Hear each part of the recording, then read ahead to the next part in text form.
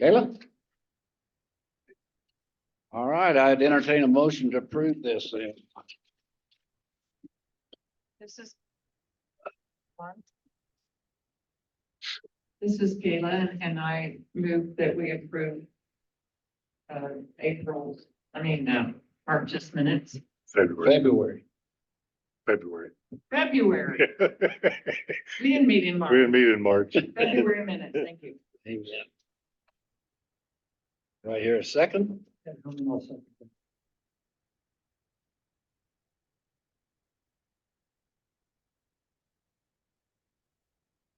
If there's not any more discussion, all those in favor of approving the minutes as adjusted, say yes.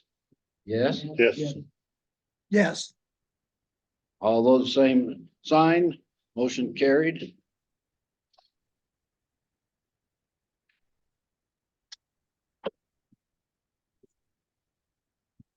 And now the next bullet is to discuss and vote on 428 State Street fence permit appeal.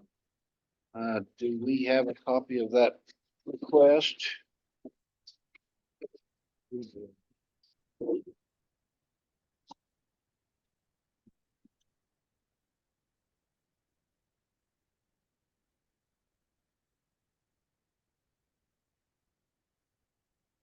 I have a copy of Do you it. need a copy?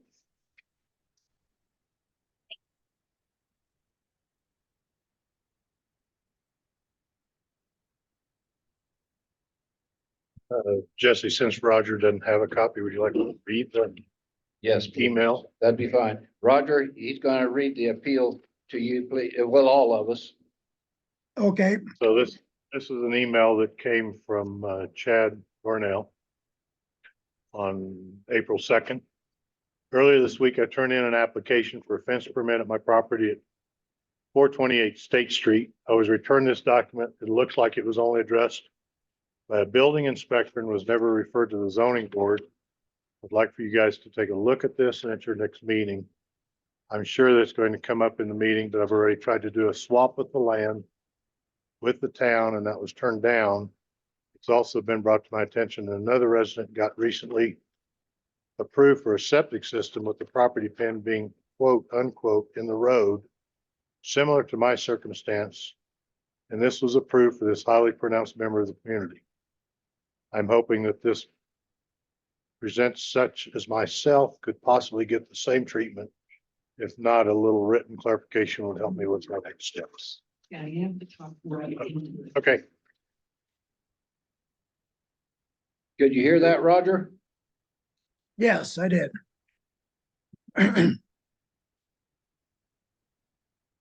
And the attachment for the email was a copy of the building permit. It was dated March 26th.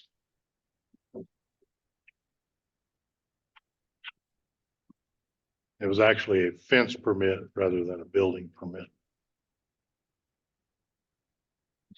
And so what he's appealing is under the permit. Tom signed this, Tom Gibb. You cannot put a fence in a public right of way. And Gayla and I visited with quite extensively over the phone about this 2-3 days ago.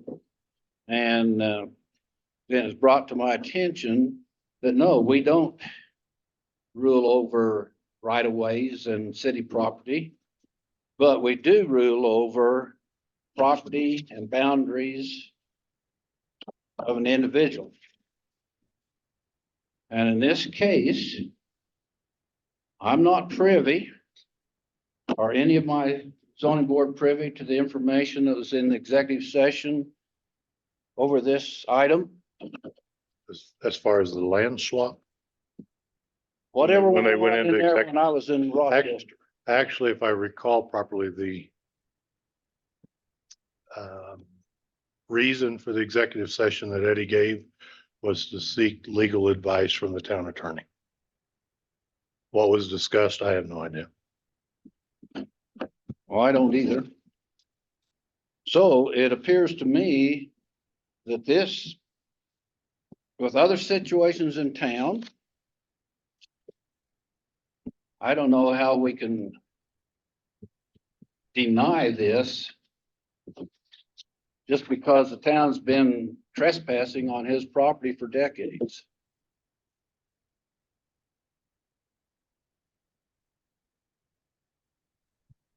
Gayla, you want to speak, or Herman, anybody? Yes, Roger, go Well- ahead. okay. Number one, eminent domain does not apply to public land such as town property, but it does apply to private land.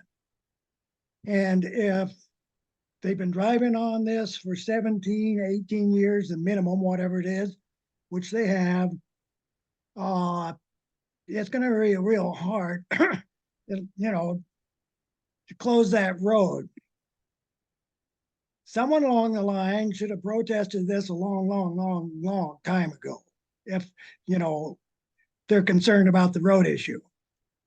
So the town basically can continue driving on it and till it's settled.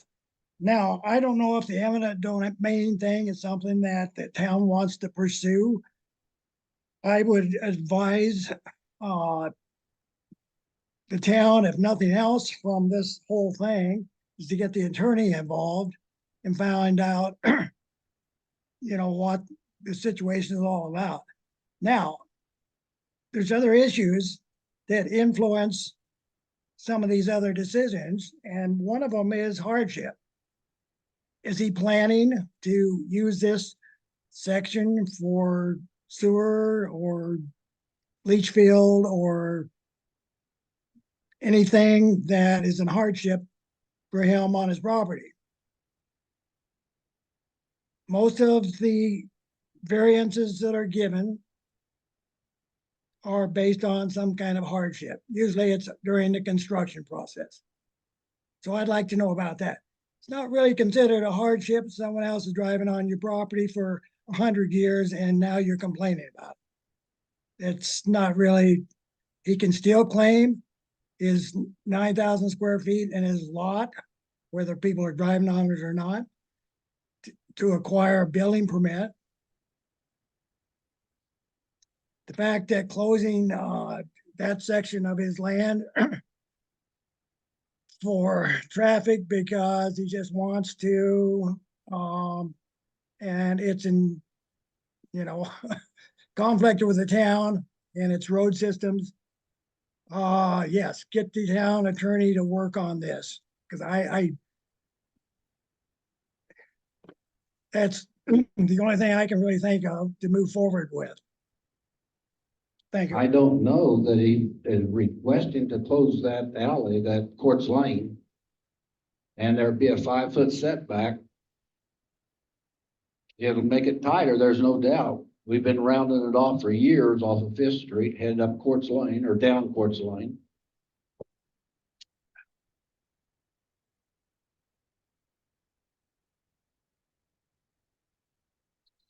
So one of the issues that I see, or that I guess I see with this situation and other situations in town, is this permit was denied because stated that it was on town property. It's like Jesse said, it'd be actually be 5 feet off the pin. I don't know if that'd be in the street or not. But downstream on Courts Lane, on Susie Metzler's new house, a fence was put around a septic system 5 feet off the pin. That fence, I believe, ends up being out in the town property a little bit. How much, I don't know for sure. I haven't gone under. In the town property or in the traveled portion of Courts Lane? I would say it's right on the edge of the traveled portion of. Yeah, I think Tom verified that the pins are not necessarily where the traffic pattern is. Correct. So the issue I have with this is how we can treat one citizen different than another. And I know there's multiple properties in town that exist like this, that I don't know how we deal with. One of the things I'd like to share with you, Roger, I don't know that eminent domain is the proper phrase here, but maybe adverse possession. I'm not an attorney, but I know the fences and boundaries under adverse possession sometimes rule over survey pins because of a history. These are one of the things I guess we need an attorney sitting at every meeting we have to interpret. But I know in the past, we've moved State Street around. We moved River Street around. And I know over on Main Street, we had to do a boundary agreement above Peter and Linda Cole and below Dennis Olmsted. So we had to allow that. And I don't know where 5 foot from the pin would put the fence. Did no one go look at where the pin is? I To did. see exactly what he wants. I saw the pin prior to snow. And yes, it's definitely in the travel portion of Quartz Lane. I went yesterday and looked Okay. at it. Did you measure 5 foot from the pin to see where that would do it? I could sight 5 feet from the pin, and it's still in Quartz Lane, Still in the traffic pattern, still in traffic pattern. you know? And I- And public right of way.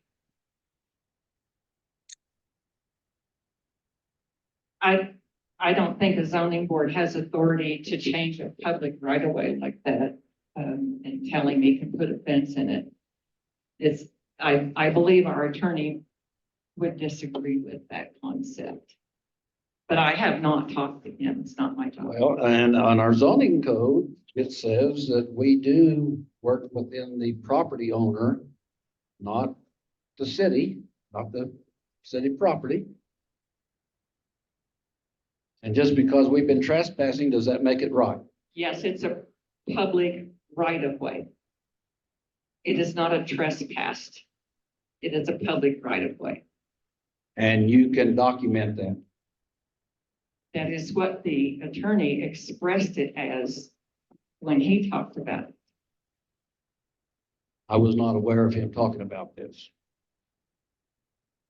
If eminent domain is established as the right of way there, does the town have the obligation to purchase that property from Mr. Barnell? I truly don't know. Should we ask the attorney? Oh, I think whether we approve or disapprove, it needs to go to the attorney. I mean, usually when a power company comes through and wants an easement or right of way, they're obligated to buy that property at market value. I know back up the road, he wanted to swap a 10-foot from the pin towards State Street and angle off to his lower pin. So there's a triangle 10 by 75 in the hypotenuse, and wanted that amount of footage put on Fifth Street in front of his current trailer house. And that got turned down by the trustees. Didn't ever come to us. Is that recommended by the lawyer? I believe the attorney said it would undo over 50 years of Colorado law. It code, so it falls under the statutory township. I don't know. I was not privy to that executive session. But with what I know, I don't see how we could turn it down. But if the attorney or the trustees can tell me something different, which they have not, Do we have the original survey for Mr. Barnell's property? Establishing those property lines? And when was it last surveyed? I believe it was in June. Do you remember, Sarah, when that pin was put in there? It was before the power company moved the pole. They wouldn't move it until he had it surveyed.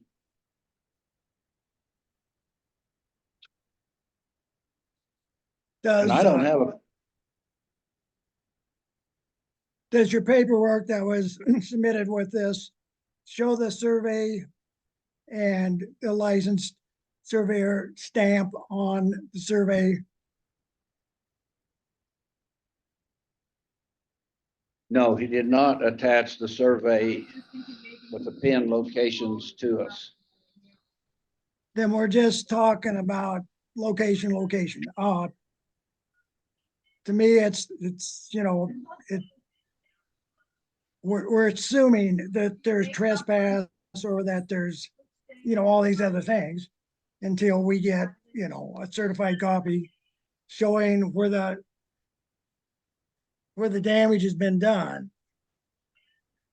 I mean, it's gotta be official. We can't just rule on, you know, someone's little drawn map saying, oh, my pin's out there. Yeah, well, there's a lot of pins in town. Not many of them were ever set by the town, so in fact, the four corners are the only official pins of the town, so yeah, this is a lot line dispute, which apparently is between the town and an individual, but you need the attorney's advice on how to resolve this, particularly if you're going to move an established street. Did I see Thomas Kelly was wanting to say something? What was His that, name came up. Sarah? I don't know if he, I saw his name flash up. oh, okay, Okay. okay. Do we have any comments from the public? Ramon?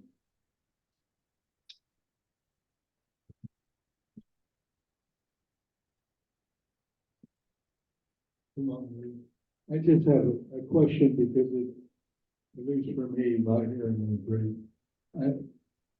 I couldn't understand some of what was said, especially reading the letter. So maybe could I ask just for a simple answer, what is he appealing? He's appealing the fact that Tom turned down his request to build a fence. And it didn't come to the trustees, is the way I understand his letter.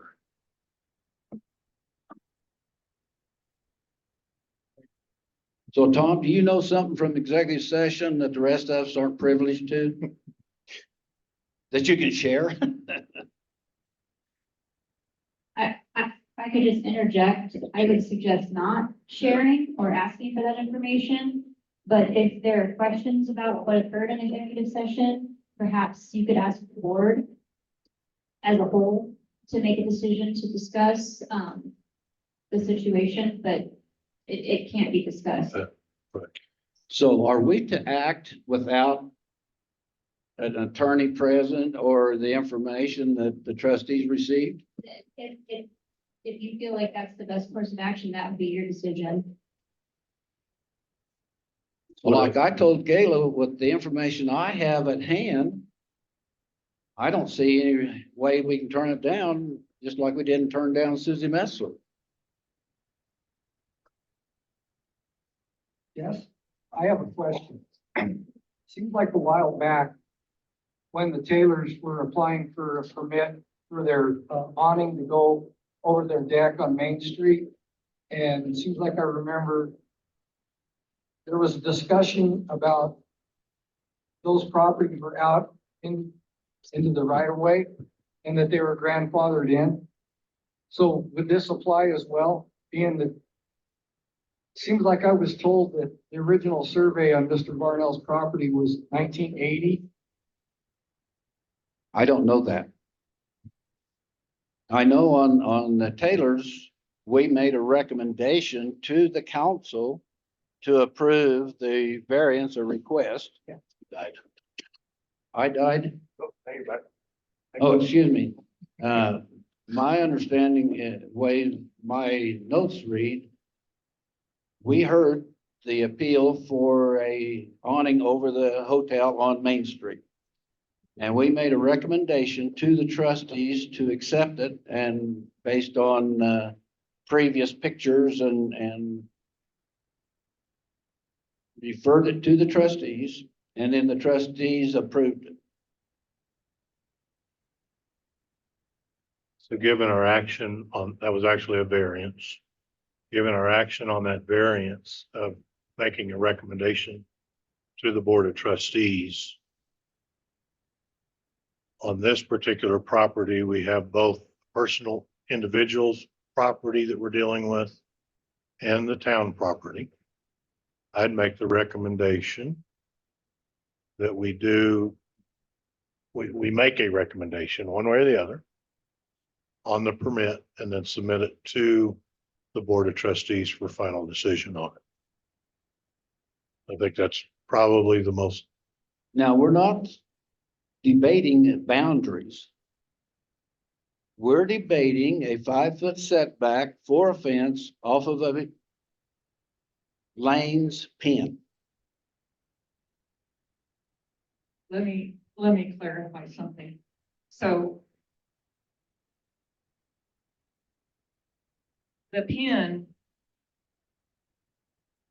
is over, I don't know if you're aware of where that big tree is, so. Oh, yes. Okay, well, the pin is real close to the tree. So what we're talking about here is recommending to the board that they allow him to put a fence in Quartz Lane. Is that Or what not we're allow. talking about? either allow or not allow, but then, It's up to them to decide what to do with the fence? well, we either make a recommendation to allow it or a recommendation not to allow it. And let's say that we make a recommendation to allow it, then the Board of Trustees have to decide what do they want to do with the town property in that permit. Ultimately, at that point, it's up to the Board of Trustees to decide, is what I see. You probably should just But- get referred to them without a recommendation. Tom, Here's hand up. where I'm going to say, be careful. And I'm going to say, be careful, because the town attorney made it real clear at the last Board of Trustees meeting when we were talking about the variances, that if we don't have a process that an appeal can come to the zoning board first, then go to the Board of Trustees.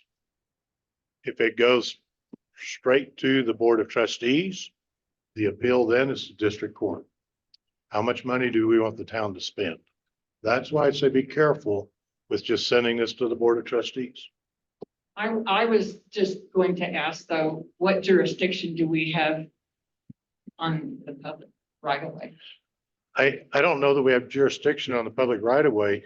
We have jurisdiction on an individual's property 5 feet off the property line to put a fence. That's what we have jurisdiction on. Okay, I'd like to give Tom time to speak, please.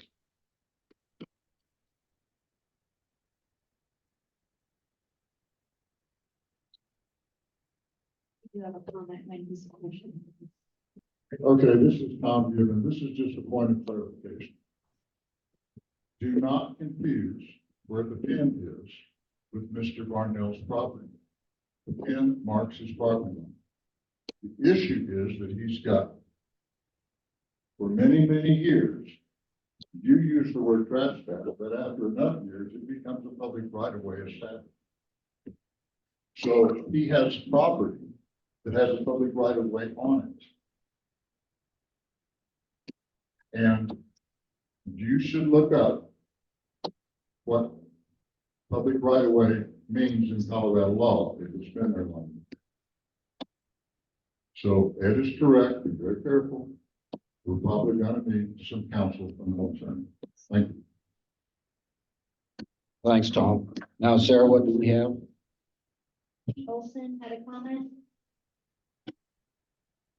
You want to? Pete, can you go ahead? Can you hear me? Go ahead, please.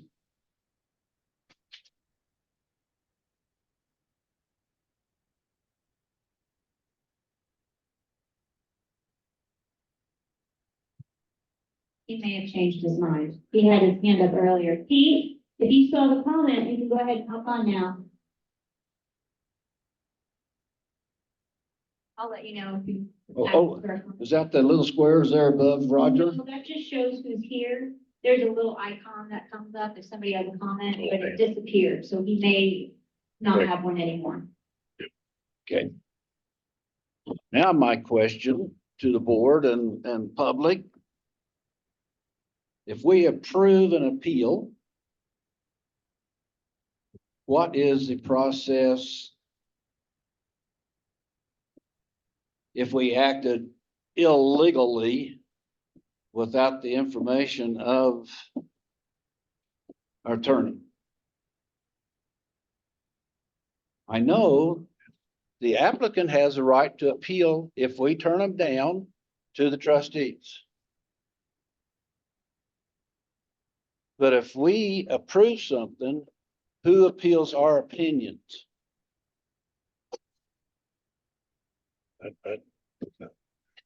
Well, I have a question, and this is just semantics, I guess. This was an application for a building permit that got denied.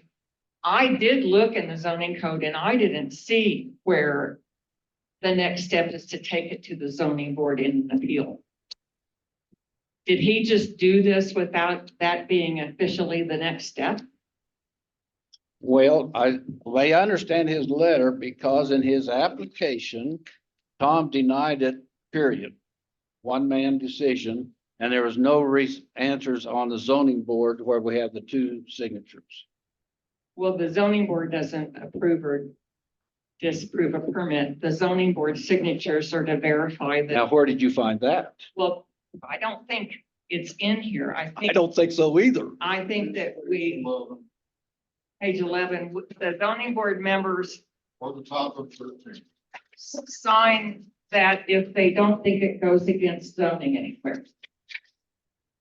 That is the signature that says that the best of their knowledge, this does not go against zoning. Yeah, so Top of page 13, 17D. All applications for building permits must be reviewed by 2 members of the Board of Zoning Adjustments for conformance to this code prior to issuance of the building permit.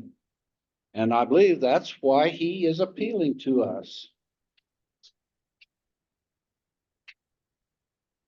yeah, just reading his email, I mean, reading the email about how it was, find it here. It's just, It was addressed by a building inspector and was never referred to the zoning board. He'd like for us to take a look at it.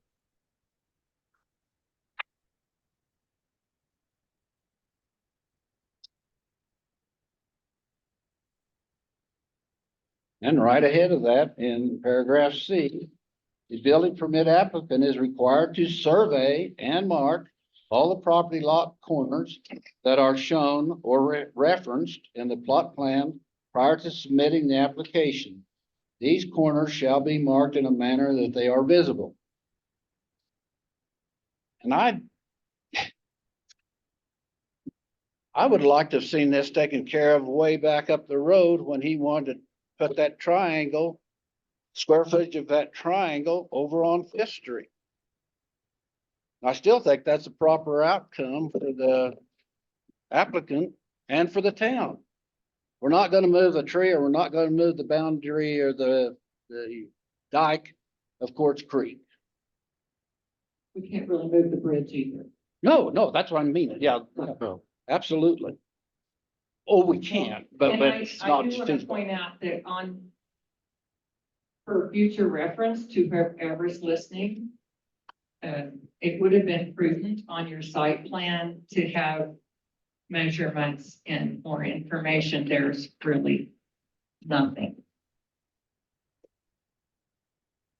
Not that that made a difference in this case, but I mean, Right. that's just not a complete. On a building permit, that is true. On a fence permit, I don't know if that's true, but you're right, Gil, that more information we can always give is the better. And Kaylee, you may have something there that the rest of us don't have.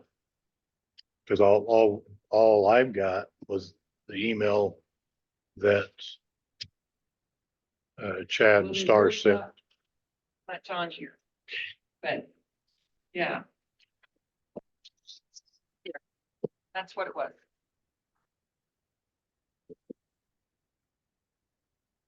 Well, that's on the back. This is on the back of the applicant.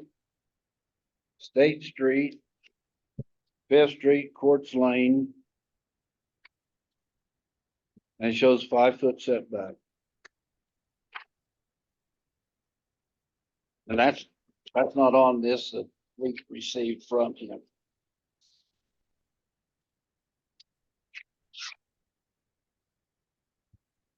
But then again, I mean, for a fence though, our requirement is 5-foot setback on alleys. 0 setback on side Well, property. that's generally from the edge of the alley, not the middle or the other side of the alley. It's typically from the PM, the property line. Right. PM. And I know there's controversy, is the property line at the pen or is that the town's property?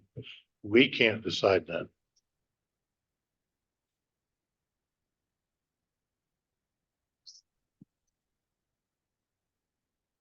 Roger, what's your idea how we ought to go forward with this? Well, if this was a variance that he's requesting to encroach on the alley with his fence, you know, perhaps we could, grant a variance. But we're being asked to settle a situation that's more or less hypothetical without survey maps and everything else. That I don't think the ball is in our court, quite honestly. I'm not armed with enough information to make a decision on this. Yes. Jake can. Jake, would you take a stand, please? Or the podium, whatever you want to call it.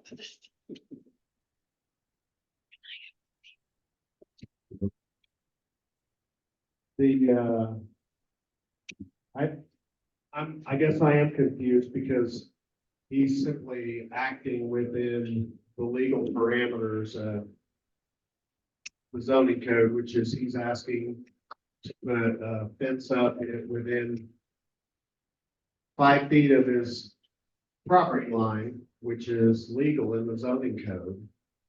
Now, I understand that the street becomes an issue and the town is being a little bullheaded about this process. The town, I haven't been here that long, but I do know of properties because I own multiple properties in town where this has occurred, where the town did a land swap because the street was encroaching on a property owner's property. So to me, if the town was actually interested in being civil about the situation, I would think they would look at the possibility of going back to the original request where there's a land swap. And then that takes care of this alley issue and where the pin is. Because the town has set precedents as far as doing land swaps when the street comes through a private property owner's property. Thank you. And that brings me to mind, a previous mayor, Rachel knew when she was mayor, she said that she wanted her council to do all that she could to encourage property owners to follow their dreams within the realm of, and this is not an exact quote, but within the realms of the city not being offended by it. And that's what I think Jake just said there, that I don't know why we're hard-headed about it. So I would like to make a motion, and it can fail due to lack of a second. But I would move to grant this appeal in favor of the applicant with the approval of our city attorney and go forward with it.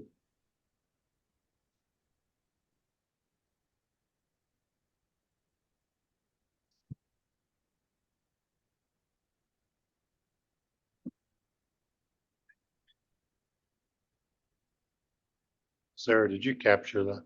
All the, I did my best. can you read it back? Motion to grant this appeal in favor of the applicant with the approval of the city attorney. And I don't know if we have the right to contact city attorney. I know I can't call him. So you have to put the trustees to get a hold of the attorney in order to approve my motion, or what is the legal pursuit there? What's your question exactly? You want me to ask the attorney if this can be approved? Is that your question? My motion would be just to take the motion straight to our attorney and have him approve it or disapprove it. Now, can I do that though? Because I know I've been told I cannot call our attorney. No, you can't call the Right. attorney. And so how do I, or this board, get to our attorney to approve or disapprove one of our actions? I'm not sure that you can, without the Board of Trustees involvement, because that's, access to the attorney is through Eddie or myself. And I'm gonna stay out of this one. I can imagine so. That's the right thing. I'd like to stay out of it too, but it was brought to us, so we need to act on it. Well, it seems like we're just doing a full circle back to where we were at the last meeting. There has the attorney and he's gonna say, no, you can't do it. That's an assumption. It needs to be the Board of Trustees' decision, not the attorney's decision. Can I just ask a question? So I'm rereading this email, and it looks to me, based on the language within the email, that his request is for you guys to take a look at this at your next meeting. Mhm. So because if I'm gonna have to write up that an appeal was approved, what exactly is he asking here, other than you guys to take a look at it? For what? Do you understand what I'm asking? He's not saying, can you please bypass the building inspector and approve this? He's asking to take a look at it. Again, I'm not an attorney to interpret somebody's writing, but I'll read it again. It's not clear. He didn't make a clear request except for that the zoning board to review it.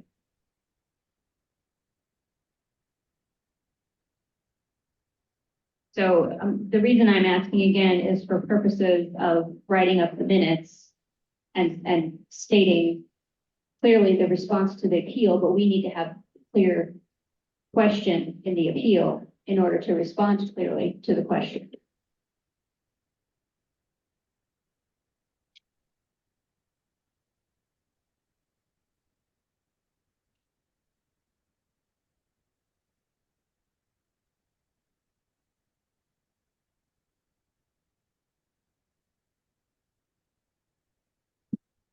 His very last sentence. It's been brought to my attention that another resident got a recently approved for a septic system with the property pin being quote unquote in the road similar to my circumstance. And this was approved for this highly pronounced member of the community. I'm hoping that this present such as myself could possibly get the same treatment. If not, a little written clarification would help me with my next steps. Okay, so I think he's asking for us to prove it. you could, it sounds like the same treatment would be approval for a septic system close to the property pin, because that's what that dealt with. That's pretty different from the fence. That They're dealt both with, 5 foot. that dealt with the fence over the septic system. It doesn't say that. Okay. Yep. But they're both 5 foot. The septic leach field has to have 5 foot, just like a fence. Would somebody come up with a motion better than mine that failed due to lack of a second? So I guess, yeah, if somebody could say specifically what you're granting, rather than granting an appeal, because, I mean, really, you can't grant an appeal. You can I grant, think we should just send it to the Board of Trustees to deal with, and so that's what I don't think this is in the zoning board's purview in the first place.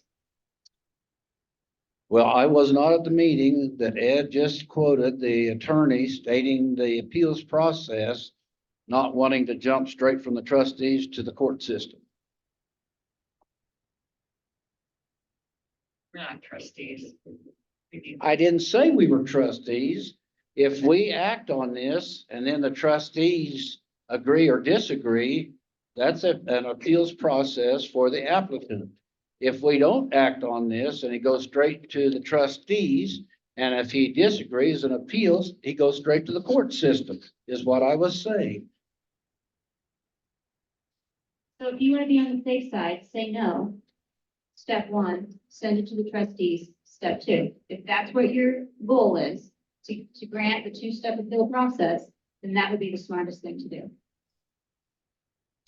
My frustration here is not knowing what our attorney, that's the reason I put our attorney in my motion, to, without even considering the attorney, just reading our ordinances, I don't see how we can disapprove it. Okay, I'll make, oh, go ahead, Ramon. Ramon, please.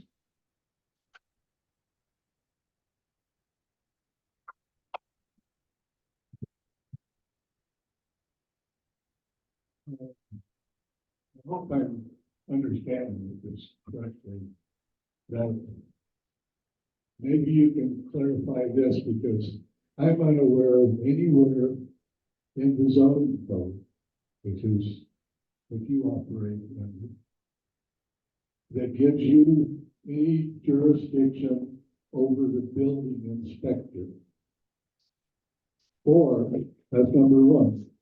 Number two, I don't see anywhere in the zoning code that gives this board authority to issue a building permit. I'm following you, Ramon, but it's also, our building inspector cannot approve any applicant without the zoning board endorsing it. It's a 3-signature deal. But it doesn't say that he has to issue a building permit whether you endorse it or not. So where does a building permit What you're appeal? saying is you want to override them, isn't it? With the knowledge I have with our zoning board, not having any input from an attorney, I don't see grounds to deny it. Now, what I'm saying, I was wanting to CYA by consulting the attorney with the motion as to whether or not to approve it. If this board disapproves it, then he can appeal to the trustees. If we approve it, then where does it go? Does the trustees slap our hand? What I'm telling you, where in the zoning code does it give this board the authority to approve a building permit?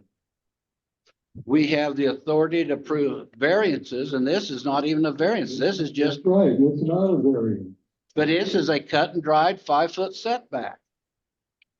So what we do have in the zoning code, under section 17 of building permits, subsection D, all applications of building permits must be reviewed by 2 members of the Board of Zoning Adjustment for conformance to this code prior to the issuance of the building. Right, so you can say it conforms or it doesn't.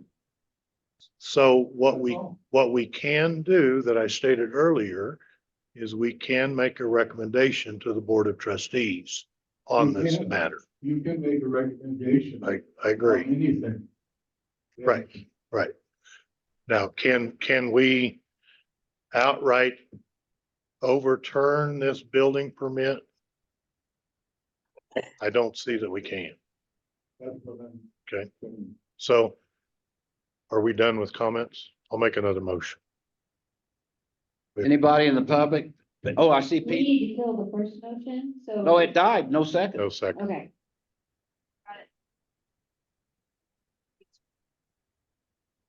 Why is Pete's name on the? You can just ask him, yes. Can you hear me? We can, Yes, Pete. go ahead, Pete. Yeah, sorry.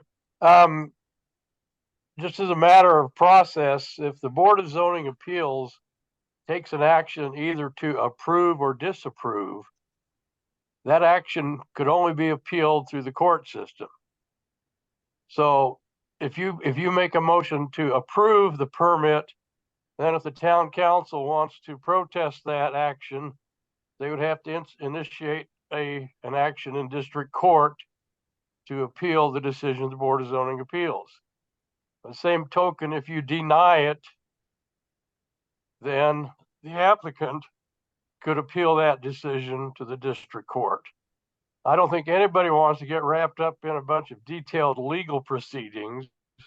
So I think at this time, the best course of action is to table the request until you have time to consult with the town attorney through the appropriate procedures.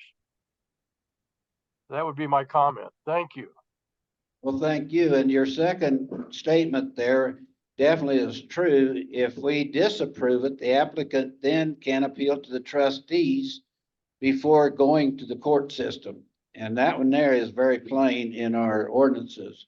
That first one that you mentioned is the one that I have big questions about. So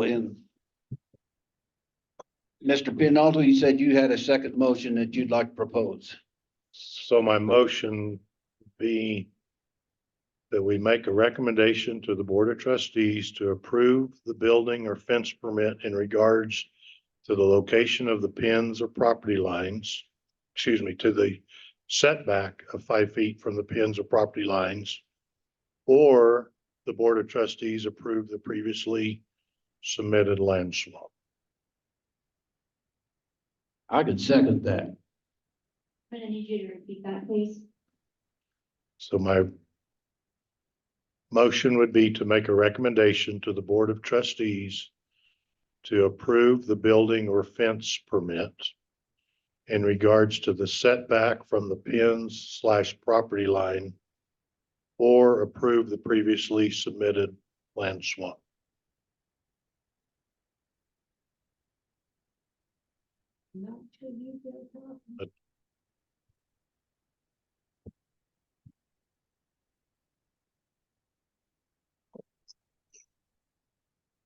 Have to keep us out of the court system.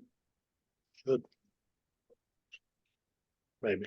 And it's just a recommendation. It is just a recommendation. Can you read it now, please, It Sarah? says motion to recommend to the Board of Trustees to approve the fence permit in regards to the setback to the pins, or approve the previously requested land swap.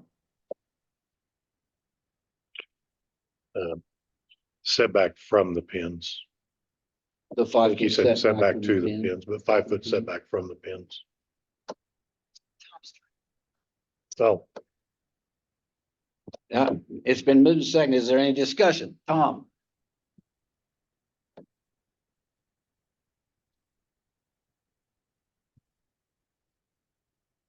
Yeah, this is Tom, and I'm going to reiterate again what Rinaldo said earlier. Be careful, do not cut the attorney out of this loop. well, in that recommendation, isn't that up to the Board of Trustees to pull the attorney into? Because we can't. We were just told we That- cannot pull the attorney in. You can't directly, but you can request that the attorney get involved.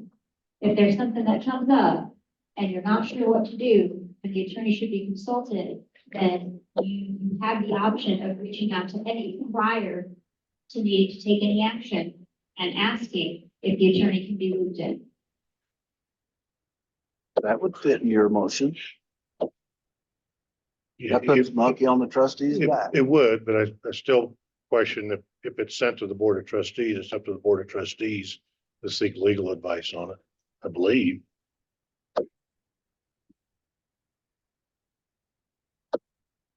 Or do I change the motion, or can I change the motion since it's second? Well, it'd be a amendment.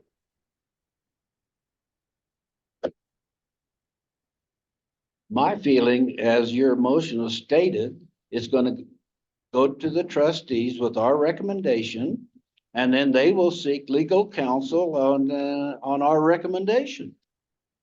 And then they will rule positive or negative after they consult whoever they want to consult.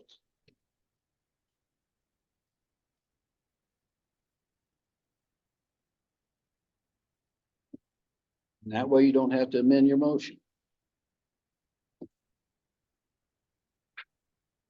Ultimately, I believe it's up to the Board of Trustees to seek the legal advice. They're the ones, the Board of Trustees and the mayor have access to the town attorney.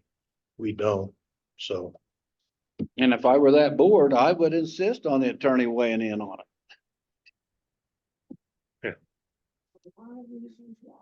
All right. Let's bring this to a vote. Mr. Herman, you vote yes or no on the motion as stated by Mr. Pinalto. Yes. Mr. Pinalto, Yes, I made the motion. Gayla Gibb, No, Roger Lowell, I'm gonna abstain, which I know is a no vote, but I do not have enough information on what our position on doing this is. Yes, 2 members of the board have to sign off. Well, it never got to us. Now it's been brought around the building inspector. I'm not second guessing the building inspector. If he didn't issue this permit, that's the guy you need to talk to.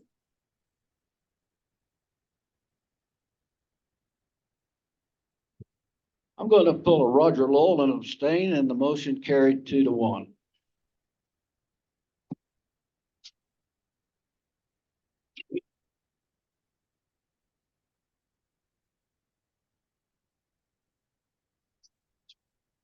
I know that was a creepy way to do it, but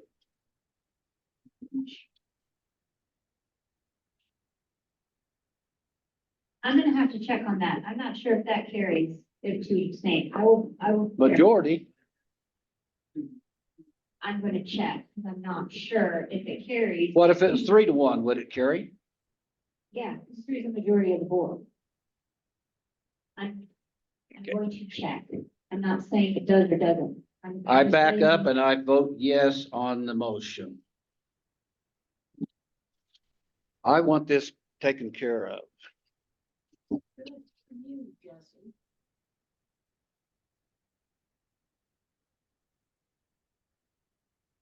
What a mess. Okay, moving on. Discuss the town of Marble versus the town of Pitkin zoning codes. Did you do that, Sarah, or who did this? So Did what?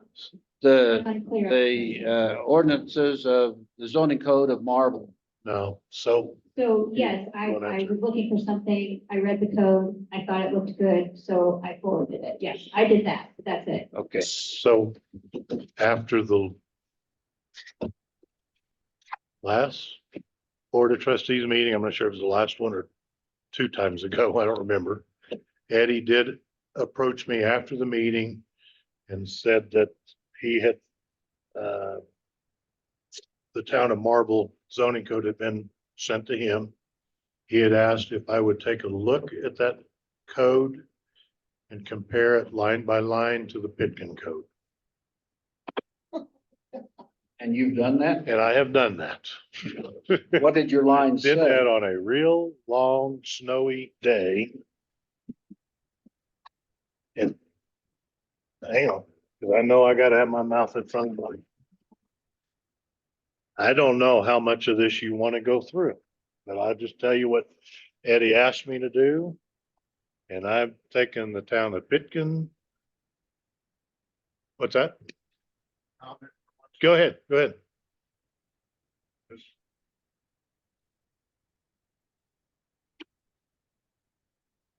So this is Tom Gibbon. Yes, I went through it also. 45 pages. Yeah, So here's the deal. Marble's different than we are in several ways. Yep. The old part of town requires 8 lots and 20,000 square feet to build. The new part of town requires a 1 acre lot to build. right. The town of Marble also allows livestock. Mhm. Which is interesting. And that's a long section. They also have a very long section on signage and lighting. but they've got some really good stuff in there. I liked a lot of it. And, I've been looking forward to this discussion. Don't forget. That sounds like a vote of confidence, encouragement, Mr. Not Pianalto. sure how long we might be here just doing this, but, Well, we don't have to do the rest of it. well. So I've highlighted here, I've highlighted in Pitkin, and then I've got 4 pages of notes on it. Are you starting Is it? there any way that you have a copy of that to share with the town so that I can get it to the public? I do, of what? All I did here was print off and I used the old mechanical highlighter to do the differences. So So are you starting at the page 1 of our zoning code, or where are you starting? I don't know where I'm starting. Behind definitions possibly? I guess my real question is, how in depth do we want to go into this comparison? Because I can give a synopsis, similar to what Tom said. I think there's some pieces to the marble code, like the format, the way it's laid out, I thought was very good. When I went through the marble code and I looked the way they had it laid out, it seems to be in sequence and makes sense. When I went back and looked at the Pitkin code on some things, it looked like we were flipping back and forth. That's just something I noticed in the comparing the two. Here's what I want to inject with you, Mr. Pianalto. All right. Would you give us, after your statement, would you give us the cliff notes of your research? Please. I don't know that I did cliff notes like that. Well, what's your off the cuff understanding of the 2 codes that you really like about theirs and you really like about ours, or you don't like about theirs? Anything jump out and bite you?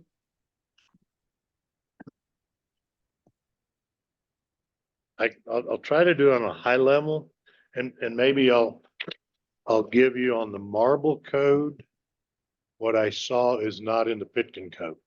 Okay, Please. not saying one way or the other, good or bad.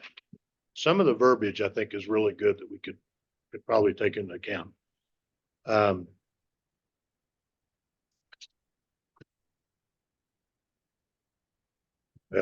I'm thinking at 40 some pages and making 5 or 6 copies. To where people could look at this, but just, I guess I'll try to go through this as fast as I can. Changes in official zoning map. It's 7.1. It's on the 2nd page. Talks about the zoning map. Under B, there's no change of any nature shall be made in official zoning map except in conformity with the provisions of this title. Any unauthorized change, the verbiage is a little different than ours. Stay real close to the mic. Okay. Talks about the replacement. Marble says town clerk preserves the previous official zoning map for a minimum of 10 years unless it was replaced due to having been destroyed. We have something similar to that, not worded exactly the same.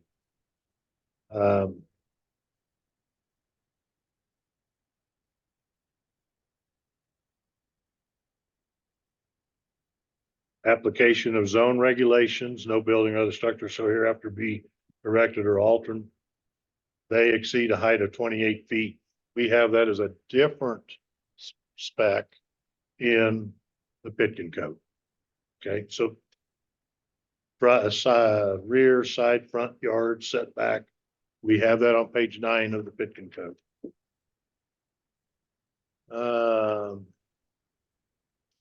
They've got a section on zoning upon annexation. It's a process on how a petition has to be filed. And it's a pretty lengthy process, like A, B, C, and D, on how, if you want to have a zoning or annex portion into the zone. They have whole lot of different definitions that some of it might be good verbiage for some of our definitions. Back up. They discuss the geologic hazard. I don't know if we need to do that. Geologic hazard area. Those are still all under definitions, but just to give you a visual, I mean, they've got a lot of definitions. We don't. Under zone district regulation. So we currently have residential and someone's going to Business. correct me. Is it business or commercial? Because it flip flops. They have residential, business, and then public use. They do have under permitted uses of land and building, what they call non-conforming uses, very similar to what we have, but they also have uses by right and uses by review.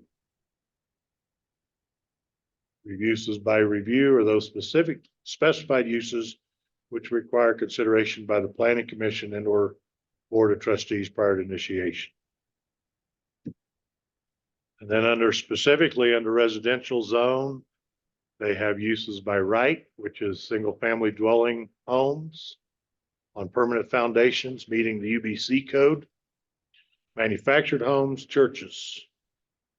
Uses by review are multifamily dwelling units. Under the business zone, uses by right include wholesale retail sales, professional offices, including but not limited real estate, doctors, dentists, and public utility services, hotels, motels, lodges, and inns, manufacturing operations having less than 2,000 square feet. Like I said, they have it in theirs. We don't have it in ours. Does not mean that it applies to Pitkin at all. Just given differences. I just want to reiterate that. Again, under uses by review includes manufacturing operations and veterinary hospitals. And then public uses, public use zone, which are all under uses by right. That's all the park facilities, swimming pools, ball fields, hiking trails, rodeo grounds, so forth. And then public facilities, including but not limited to water, wastewater treatment facilities, pump station. As Tom stated in the zoning regulations, in the residential zone, they say 8 lots or 20,000 square feet. I believe ours says 9,000 square feet. Business zone is also 8 lots or 20,000 square feet. And then there are subdivisions in Marble that require 1 acre parcels. Minimum. Oh, there is no minimum lot size in Marble. And then there's setbacks similar to ours, but different feet on setbacks. Does go into maximum floor area ratio for residential zone, which we don't have. Maximum square footage. Maximum square footage in Marble, both primary and accessory for residential is 5,000 square feet. Business is 10,000 square feet. Public is also 10,000 square feet. Maximum height there is 28 feet. Supplemental regulations, visibility all intersection residential districts. They address fences, walls, and hedges, very similar to what we do in our code. Accessory buildings, not located within 5 feet of any other building. Erection of more than one principal structure on a lot, exception to height measurement or height requirements such as spires, cupolas, antennas, water tanks, ventilators, chimneys, structures that have access. Parking, storage, or use of major recreational equipment.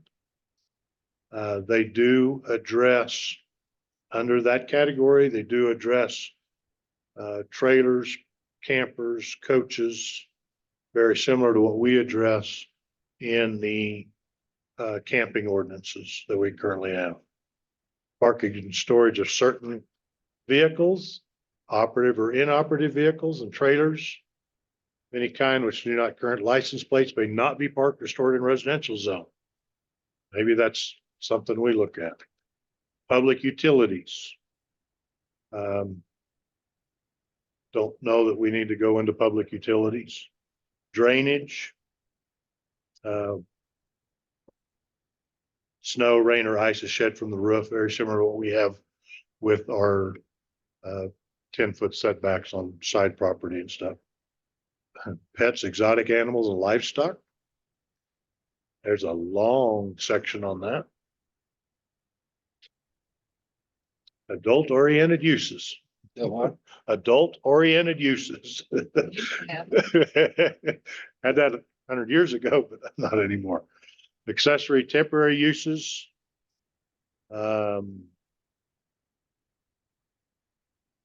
Kitchen and wastewater disposal facilities, home occupations. Pretty lengthy on home occupations, bed and breakfast, temporary uses. They have a section on off-street parking requirements. I marked this as very similar to what we had in section 12F on page 9 of our current code for off-street parking on residential. Off-street parking variances. They have a section on ownership or right to possess parking areas required. Noise abatement. That's in our nuisance. That's in the, yeah, it's under the nuisance ordinance. Exterior lighting.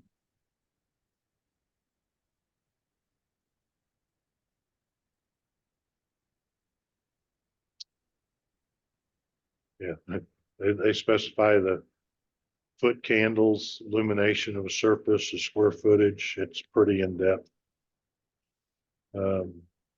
Sign lighting, which is very similar to what we have in section 15 of our code, signs and advertising. Some exemptions from the lighting regulations, like winter holiday lighting,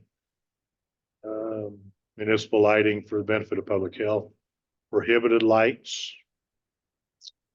So the different lights that are prohibited, non-conforming lighting, conforming lighting. Then chapter 7.3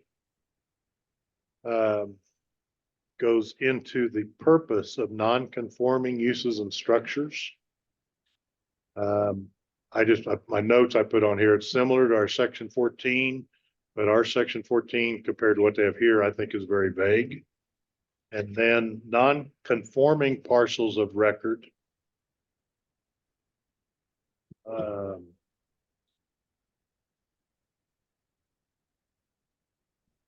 And then somehow I got Pitkins in the middle of that, probably when I was looking at it.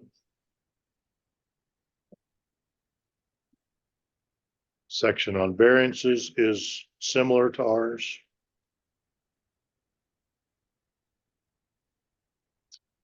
Zoning enforcement and administration. That was pretty defined. Where the Board of Trustees shall be responsible for administrative enforcement of this title. In the event of Board of Trustees shall find that any provisions of title are being violated, they'll should be notified in writing. A person responsible for the violation shall further specify in writing the action necessary to correct the violation. It goes to the Board of Trustees with 4 different things that they can do. Empowers the building inspector to cause any building, other structure, tract of land inspected, examined for suspect or potential violations of this title. Talks about the criminal remedies, civil remedies, administrative enforcement or stop work orders, what the fines are, what the town liability is. That is one section that, my opinion, we probably ought to look at for enforcement of our current zoning code. It's laid out pretty well. There's a section on appeals of how the appeals should go for both variances that are in town property, variances that are on personal properties. That is one thing that the town attorney said that we definitely have got to get cleared up in the code, is the appeal process. Schedules of fees, charges, and expenses. I only marked that as different because it was interesting looking at their fees and charges versus ours. Are their fees higher or lower than ours? Yes. Depends on which fee. Okay, okay. I think for the most part, I'd say ours are pretty reasonable. Complaints regarding violations. They've got a short section on that, but that is similar to ours.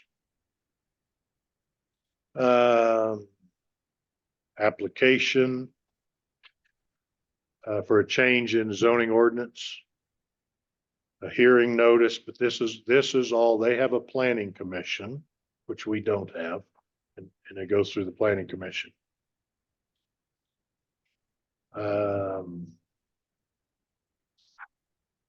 Nothing there. Development areas subject to geologic hazards. I'm not going to go through all of that.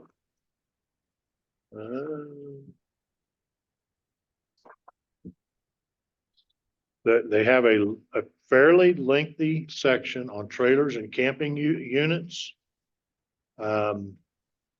Where we have that addressed in 2 different camping ordinances. So if you want my opinion, is I think if anybody feels like we need to do different on camping or trailers, that needs to be done to the Board of Trustees with the ordinances, not by the zoning board. And then if the Board of Trustees decides to do something with it, they've got theirs laid out pretty nice. They have a pretty good section on subdivision and plats. I don't know that we need to address subdivisions in Pitkin, since we don't have subdivisions. A section on signs that maybe as we go through the zoning code, we want to look at the difference there, but the differences that I noted on there were size of the signs and so forth, prohibited signs, neon signs, flashing signs, signs over 8 feet, so forth.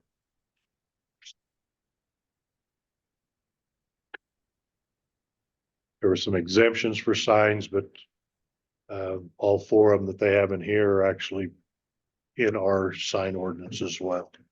So that's about as abbreviated version as I could give you. Well, I appreciate it, Mr. Pinalto, and I believe if we're gonna do anything, that's gonna have to be a workshop, not a regular zoning board meeting. I wouldn't argue with that. Pardon? I would not argue with that. I agree. Gayla, you agree about a workshop instead of? Herman? Yeah. Roger, did we put you to sleep? Yeah, Sorry. yeah, there's no, there's an awful lot to go through.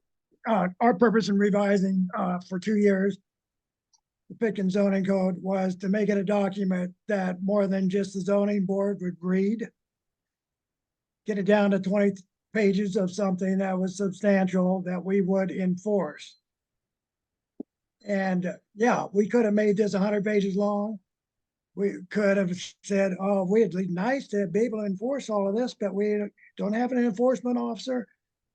You know, so here we come down to everything we enforce has to go through our town attorney, which is $3,000 to $5,000 to enforce what? Someone spitting their bubble gum on the street or something. No, this, you know, so our zoning code is lacking because we want to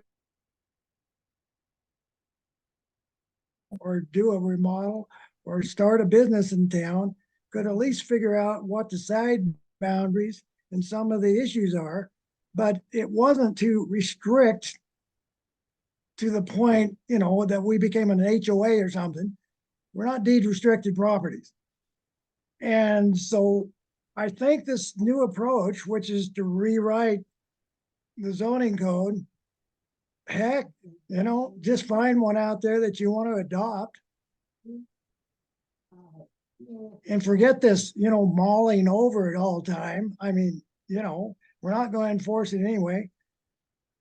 I think what we've got is somewhat enforceable. I think what's in there with a little bit of tweaking can be clarified so that the town can continue to operate. One thing we got to do is define the difference between the zoning board of adjustments and the building inspector and what his clarification is. This idea that the zoning board is going to interfere with Tom Gibb and his job has got to go away. That's my personal opinion on all that. I pretty much second that, Roger. And when we started that 27 months before we got through, we was just to make it more understandable for the layperson to read it and understand what he should or shouldn't do, and keep it as simple as possible and not lengthy. And so, yes, I'm on your page, and if we can just make an attorney happy, I'm happy just the way it's written, but we do know that we've run into some things. We do need to do some modifying. So, yes, Tom, what would you want to share, please?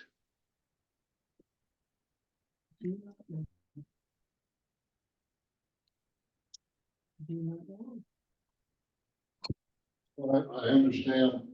This is my first thought after reading through this. I also remember and read Teddy Wrights. And they got a really fine layout as well. But my thought was, with the number of things that this board would like to get added into our zoning, that, and given the language in some of these parts of Marvel's zoning code and the clarity that they bring to specific items, that I did set through all but one of this zoning board working its way through our specific zoning code. And we tailored it to us as best as we could. The times are changing, and there's some things out there that we need to face. And getting the correct language and the proper clarity, and, so that Ed doesn't say to Tom, well, are you a lawyer? I'm going, well, no, but I could read, but if there's clarity, then I agree. Have to throw that back there. Right. So, if you guys are willing to do this, I will sit right here every time. So one thing I'd like to throw in there from my perspective on reading the two is that I guess the way I looked at it was, I think as we go through the items that we want to change in our zoning code, we ought to look at the Marble code for some of the verbiage that they used it. That's what I picked up most on it. And then kind of the format they laid it out, what to me seemed just more in sequence and made more sense than some of ours seems like jumping around. Just one thing I'll bring up as we have hashed through some of this in the past, when we were looking at what does non-conforming actually mean in our code, to me it seems really gray when we talked about non-conforming properties.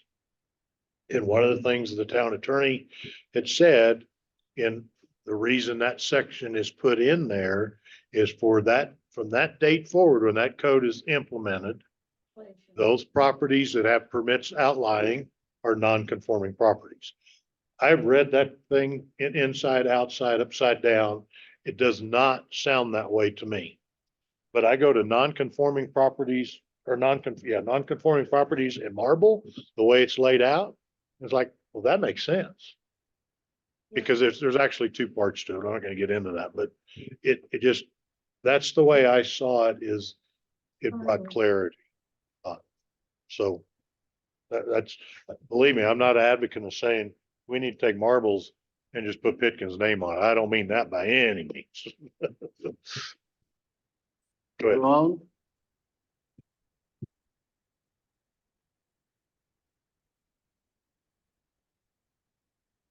I'll try to be brief on this, because I could be very lengthy, but I know that we don't have the time. That, I encourage you to look at Marble and others, even, hey, don't throw stones at me if you do this, but wouldn't hurt to even take a look at the county land use regulations. And the reason I say don't throw stones, I had occasion just in the last couple of weeks that I needed to look up some things from land use resolution. And I worked my first year on the planning commission for an entire year rewriting that with a committee on the county. And it turned out when we're done was 250 pages. Currently, it's 350. And it's been about 10 years since I was on the planning commission. But there's some good things. So I think in the Marble and some others, so kind of pick and choose. And you're doing it too, try to understand the differences between Pitkin and where you are. You know, Marble, as a small town, is probably as close as we can find in Colorado. I know Sarah's looked at different regulations from a lot of different places, but most of them just don't even compare. But even Marble has some really significant differences, especially in development and whatnot. You know, the planning commission, we met in Marble at least once a year, and if there was a big project going on, it might be 3 or 4 times a year. But that was all on projects surrounding Marble. Marble's incorporated just like Pitkin, and the county land use only applies outside of it. There are a lot of what I heard tonight even really is either influenced by or geared towards a lot of that outside development. Because there is a lot around Marble. I mean, we've got Forest Creek properties up here, which we, you know, the zoning board never hears from. They've got subdivisions around Marble that the town hears from all the time. And kind of controls a lot of stuff. So, you know, you have to, you know, do some comparison both ways. One other thing I will tell you that, you know, when the planning commission did meet in Marble annually or sometimes a little more, those meetings were never quiet. In fact, the last, at least the last 3 years that I was on the planning commission, the county sheriff's deputy who was stationed in Marble made a point of coming to the planning commission meetings. Because there were literally some threats issued and whatnot. Not to the planning commission, but, you know, across the risk. So, but I think that there's a lot of good things in a lot of different places that are worth looking at. Thank you, Ramon. Do we want to set a date for a workshop, or do we want to work with the trustees and see if we can get a combined zoning board and trustees? What Eddie's conveyed to me, or the mayor's conveyed to me in the past, is he would like for the zoning board to make our best effort on revising the zoning code and then take it to the Board of Trustees. And then I think it might be best for the zoning board to hammer out the details and then present them to the Board of Trustees. Yes, and that, And not only the mayor has conveyed that, the trustee board has Yeah. conveyed that. Yes. All right, well, when would we like to start this workshop? Roger, when are you gonna be in Pitkin?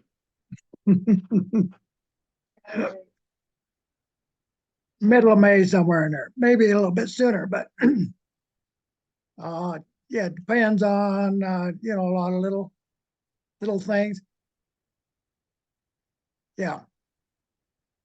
Middle of May or something like that. I would like to see this not drag on for 2 years like the last revision. Amen. This is about the third time I've said on this revising the zoning ordinance. One was in 92. Yeah, well. Yeah, well, I'd like to know exactly what we're going to accomplish. So that we can justify the time and energy doing this. Just, you know, to clean it up so it clarifies a little bit better is fine. Are we shooting for the perfect zoning board or zoning ordinance? I don't think we'll ever get there. The town is changing, priorities are changing. We're arguing about streets and alleys and if they're in the right spot or not. We don't have anything in zoning that addresses that. I mean, this could be a 10-year project or never-ending project is the way it's turned out already. So I don't know. All right. So I'd like to What I'd see like- something that really needs to be changed. I would like One all of the- 5 of us to bring a date to our May meeting to start a workshop.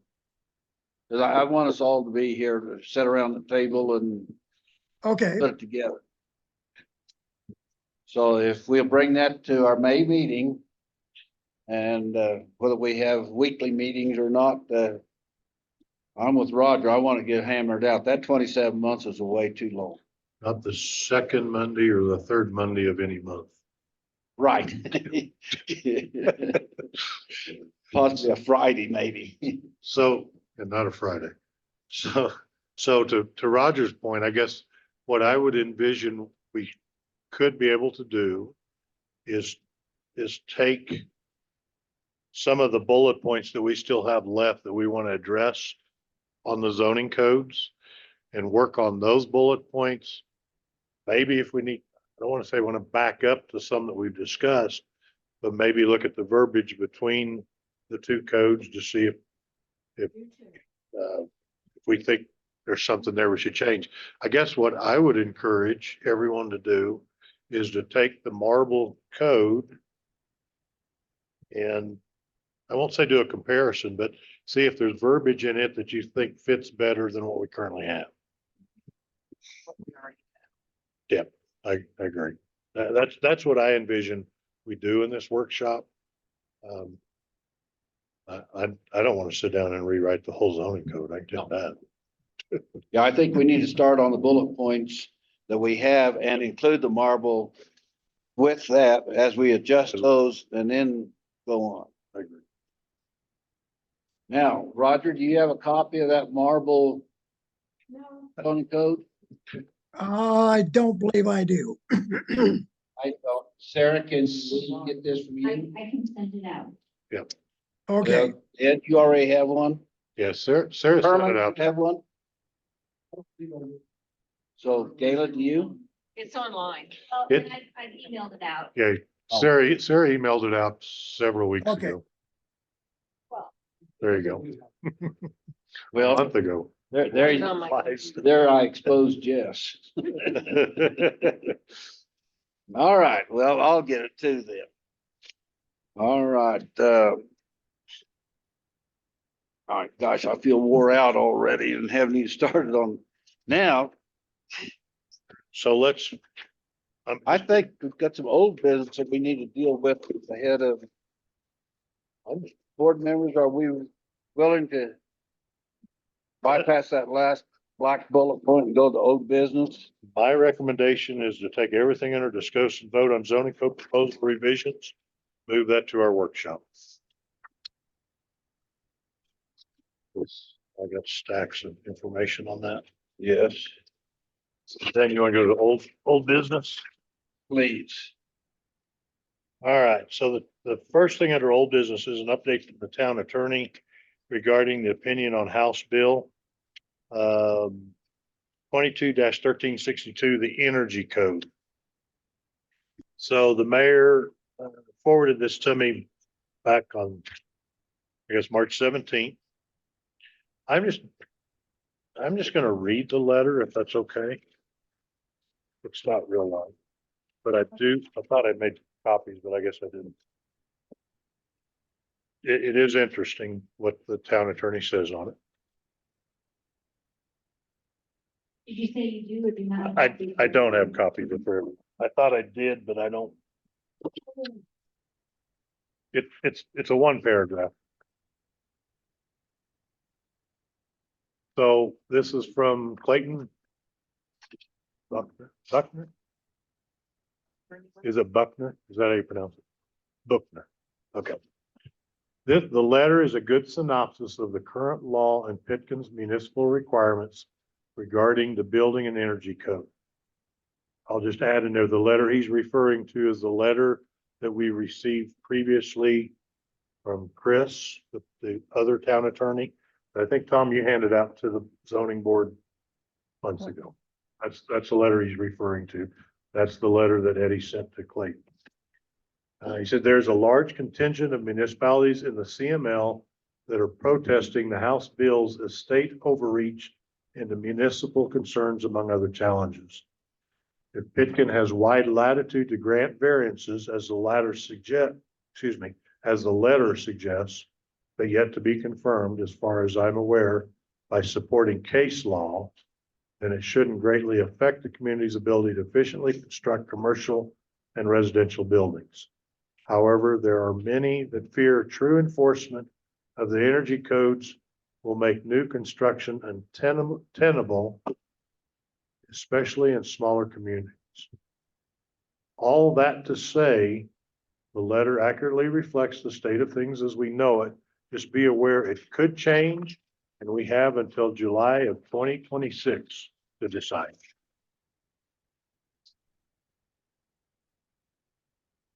You said that there are communities that plan to challenge this, that are already challenging this. That's what he's indicating here.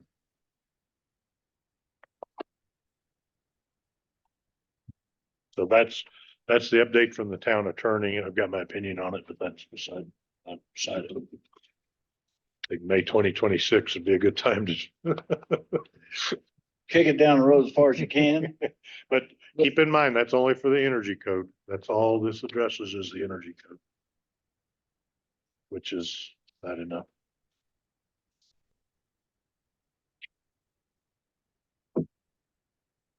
Well, when duty calls, I missed part of that. He pretty much did agree with our previous attorneys. He did agree, from my interpretation of his letter, he did agree with what Chris said, that we have until July of 2026 to implement either the 2021 energy code, or we would be forced to implement the 2026 code. But it sounds like there's some possible litigation on it that hopefully may change that. And So- Tom, what are you thinking about the 21? Would you be happy with sticking with it? That's what we have to do, then that's what we have to do. Somebody asked last time if I would compare 2018. That, and that's, Not have time right now. no, and where we're gonna look at that, Tom, is now in that work session, because I will say it's not egregious. no, it's not. In fact, I looked at 12, 15, and 18. I'm tired of reading. But it's not real dramatic changes to the 97 code that we're currently running under. So Well, I haven't heard anybody complain about the 97. Because I don't know that very many people know we're running under that. Well, no, but what we've been functioning under, I don't know if they've been opposed to. That's been our official standard, but that's not been the level that I've been. Yeah. I agree. Pushing to a higher level. Yes, yes, yes. Praise God. All right, well, we'll Okay. be working on that in our workshop too then. Yeah, there's. Yeah. Okay. All right, moving on down. Discuss and vote on a follow-up letter regarding open permit violations on property owners Ebert and Owens. And Eddie has given us some direction on this. Mayor Bulch has. And Pianalto has a prepared letter that I went over ahead of the meeting and feel like it really covers what Mayor Bulch was asking for. And I think it's as plain as we can be and as polite and encouraging and all those fuzzy words. And I'm not saying we won't change it any, but I'd like to read this, and they're basically identical letters, just a different, dear Michael, dear Ms. Owens. The Town of Pitkin Board of Trustees and the Town of Pitkin Board of Zoning Adjustments has concluded that should you decide to complete any further construction on your property at 609 Main Street, you will need to secure the appropriate building, electrical, or plumbing permit as per the current Town of Pitkin zoning code requirements at the start of your construction. And then it's the same letter went to Ms. Owens, identical. I don't think we're pointing a finger at anybody and say you naughty person or you vigilante or anything about you. Your terms kind of, if you want to do more work on your project, get a building permit for it. Whichever is appropriate, whether it's electrical or plumbing or design of building. Kelly, got something to put? Well, this kind of implies that Pitkin issues plumbing and electrical permits and we don't. No, but the state and the county do require. Right. The state does electric. Right, I know, but the wording kind of Uh, seemed like it implied we require them.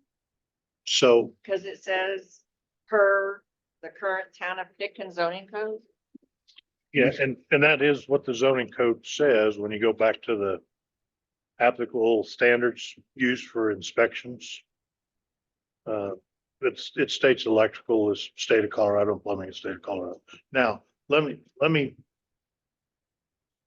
say this, that the mayor, I actually brought it up to the mayor after the board of trustee meeting when it was discussed. And I made the recommendation that a letter be sent to these two property owners just to close the loop. Eddie and the town attorney agreed that, yes, we should probably do that. I think the town attorney said it's a really good idea. I was under the impression at the time that the board of trustees or the mayor was going to do that. So I asked Eddie about it a couple of weeks ago and he says, no, he thought the zoning board was going to do that.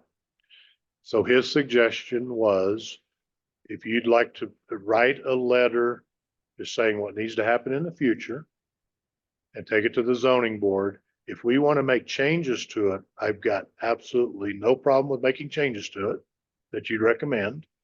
And then he has asked that we take this letter and we'll forward it to the board of trustees and to the mayor to make sure they're okay with it as well. And then we'll send it to them. So if there's something that you want to rewrite on this to clarify, I'm okay with that.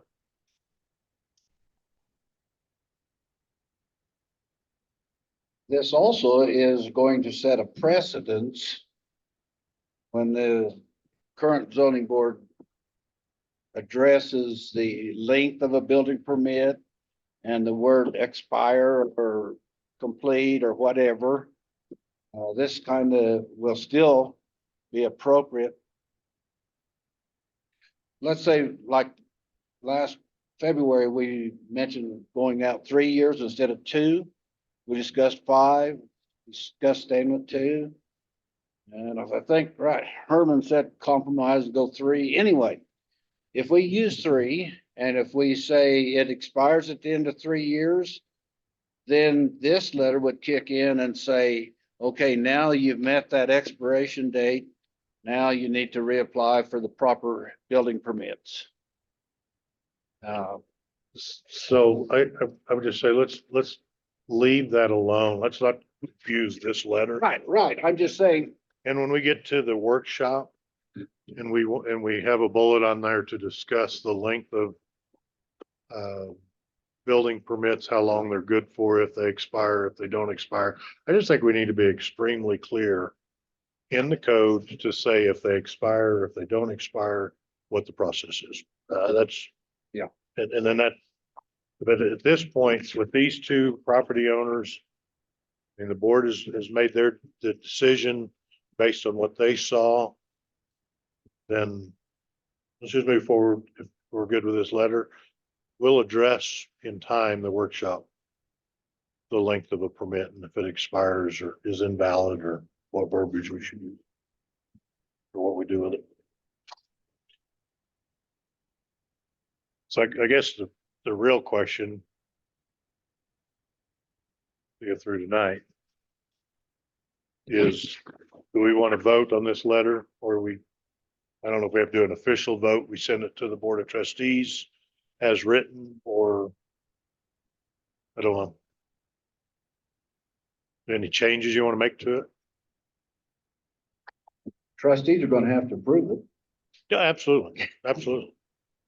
All we can do is, if we want to take it, I think we could do a hand vote. Just send it at current form to the Board of Trustees, and My main thing is I just want to clear the air with Ms. Owens and Mr. Ebert. You're not bad dudes. no, We're just trying to take care of city business, and we appreciate you being a member of our town, and go on and be buddies.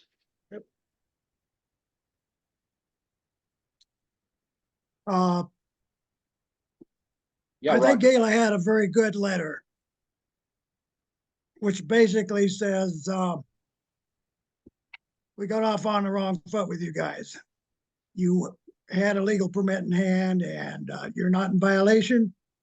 If you need information about permitting process to finish your project, plumbing, electrical, etc., get hold of Tom and get her done. I don't think it has to be complicated. I think you need to make sure they know they're not in violation, because the rumors that they are in violation here, they're all over town. And I think we need to clear that up. I Just giving will, them advice on how to proceed isn't going to cut it. I think they already know. I will tell you what the mayor expressed to me is he want to look forward, not backwards. I kind of agree with Roger that your intention was for the tone to be neutral, but based on the history, to me, it's not. And I don't think that Mr. Ebert or Ms. Owens may perceive it as neutral or encouraging. I think still sounds like we've got a bone to pick with them or something. I think I just, How would you rewrite it? well, what is it again you want to accomplish? So I'm just gonna say the direction that the mayor gave me was, let's not dwell on the past. Let's not look backwards. Let's just tell them what they need to do going forward.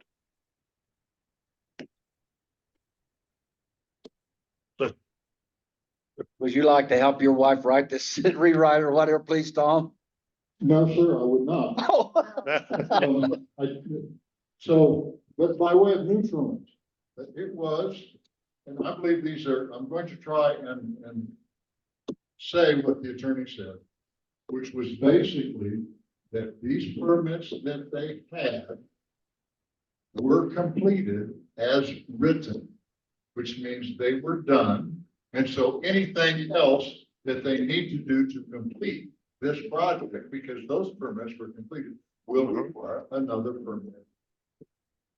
To whatever effect, whether it's a state plumbing or state electrical or whatever else, a building permit to finish out the interior inside. I don't know. But my point being is that the permits as written, and they were not written for a complete building. They were just, you know, let's just do that. Sharon's rewrite on hers was, you know, patch up the siding on the back end and put sheeting around the front and wrap it tie back, and that was the end of the permit. Well, okay. But now that's done and it's over, and now you need another permit to do whatever else it is you're gonna do. And I don't know how to make that sound neutral. But That's, it is neutral. and that's, I'm just listening to Eddie saying, let's not look at the back and let's not even dwell on the past. I mean, that's why I say that the zoning board of adjustments and the board of trustees concluded that should you decide to complete any further construction, you need to get the appropriate building or electrical or I plumbing. really, myself, I don't have an issue. Yeah, I'm not, you know, I don't, Would you like? I'm to not add sure a how you sentence? make it more. Would you like to add one or two sentences, or is there something near this letter? Well, Because I don't know how to say it. I feel a little on the spot. If I had a little time, I might rewrite the letter for your perusal, but I don't feel like this second on the spot, I can rewrite it. Well, what were you? I would just want it to sound a little.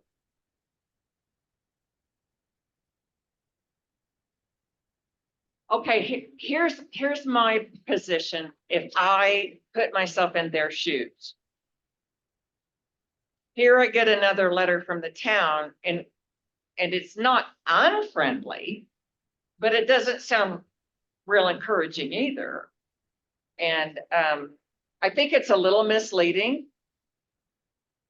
It does say secure the appropriate building, electrical and plumbing permits.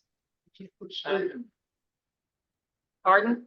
put stated. Well, that's what I'm saying. Or the appropriate town of County Pitkin. electrical or state electrical State. or state plumbing. I mean, so So, she doesn't think we're trying to get permits from.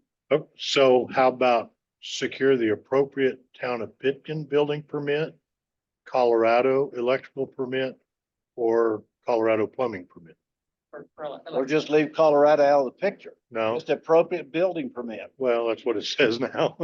Oh, no, And that- leave That out really only, electrical and plumbing. that really only probably applies to Ms. Owen because hers is gutted inside, I think. I haven't been in there. I don't. I believe, I mean, we don't require interior permits, interior remodel permits. And I believe that Eberts is a Should. complete.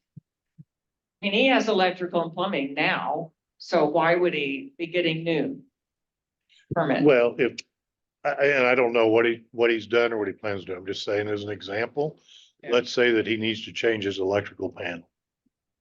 I don't know if he has or he hasn't. I don't He know. would, But if he Well, I does, he just needs want to him- go to the state electrical Right. permit. I just, right, but we don't send letters to everybody in the town saying if you want to get a new electric panel, make sure and contact proper place. no, I'm just using that as an example.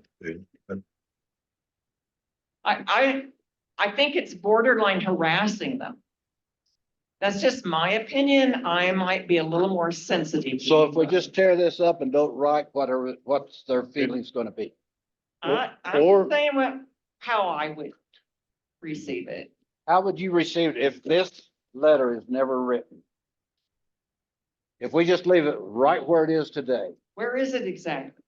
I don't know. That's, the mayor thought we needed to That- tell that, That's why I suggested at the Board of Trustee meeting that we just close the loop with them to let them know, Yeah, as the town attorney said, going forward, they need to get the appropriate permit. Those. well, that's just without saying almost. They would know that too.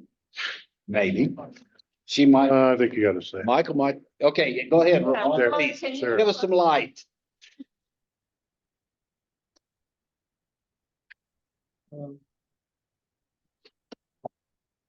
The conversation kind of started off with, we don't know whether we're doing anything wrong. Well, look at the agenda item. And if, you know, yeah, word is around town. I had someone ask me today, what's this all about? In the post office when they came in. This, right on your agenda now, this follow regarding open permit violations to property owners. You're telling people, anyone who looks on the website, cares to read this agenda, oh, there's a permit violation over there. That's what, you know, I frankly, I don't think a letter of apology would be out of line. Because they haven't, neither one of these have been in violation. I think that's what all of the discussion and work that you've done getting to this point says, is they had a building permit, it was done, move on. But it's still going on. Right here in the agenda, you're saying there's a violation. And so you're gonna discuss it tonight. If you read the ordinance, it says they were supposed to respond annually to the zoning board of adjustments. If they're not completed. Well, Completed. did they ever tell us they were complete? Has every building permit that's ever been issued gotten a letter from to the zoning board? Has any building permit? Not since we took away the Final inspection the certificate, final one. What's that called? certificate of occupancy. Certificate of occupancy. We've not done it since we took that out of the ordinance. But I mean, they're really, from all of the discussion that has been taking place at this board over how many months now? I don't know. I don't see where there was or is a violation Okay, of the ordinance. And maybe we used the wrong word on our agenda here, but if all those people were at these meetings that we've been having and discussing, and we'd have been telling them and we tell the audience every time, all we want is just give us a progress report, just fulfill the ordinance that's written. And Sarah. Roger, want to say something? Sarah's good. Oh, Sarah, please.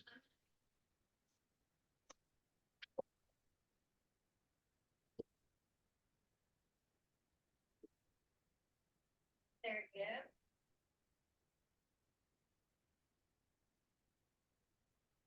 Very good, making a public comment. I agree with Mr. Reed. For all this time, the zoning board of adjustments was acting as though there had been a violation. It is not a violation to not check in with the zoning board on a completed permit. And so at this point, where it was left with Ms. Owen and Mr. Ebert was that they were in violation. And now that the zoning board has discovered that it was in fact mistaken and there was no violation because the permits are considered completed, rather than apologizing, it's just making sure that Mr. Ebert and Ms. Owen know that they're supposed to get permits. I believe they've already demonstrated that they know they're supposed to get permits because for their past projects, they have gotten permits. But I do want to repeat one more time. No one in the town of Pitkin is under any obligation to respond to the zoning board's request in relation to a completed and closed permit. So there was no violation. Thank you. Well, I, as you know, think an apology letter or two would be very nice, and that's not what this is. However, I was not at that meeting when you discussed my recommendation for an apology letter previously. And it got misrepresented as something I'd already sent. So, you know how I feel about it. You'll just have to decide. The only thing I'm gonna say about your apology letter, Gayla, is when you sent that out, it was not addressed to the zoning board. It was addressed to Ms. Owens. With a copy to me. The email that it was in was addressed to Sarah and copied to Jesse, and it was a suggestion. I had already talked to Jesse about that we needed to do this, and here's my suggestion, and I emailed it. Now, if he forgot that I said that, that's okay. We're over that now. However, we might want to send an apology. When I received I am not savvy. Very not savvy. Very shortcoming when it comes to the technology of emails, and I don't do them. And when I got your letter and it said a copy to Jess, carbon copy CC, I thought it's gone. Had no clue that it wasn't. So guilt is charged. Now, So I'm going to go back to our previous meetings when we discussed the open permits. And the meeting that we discussed the open permits was August 12th meeting, of which Gayla, I believe you were in attendance, Ed Herman was in attendance, and I was in attendance. And we agreed in looking at those permits at that time as a zoning board that they were open permit violations, and we agreed to send a letter to those two individuals. So that was based upon our best judgment at the time that they were open permit, that were in violations. We sent the letters, Sarah sent the letters.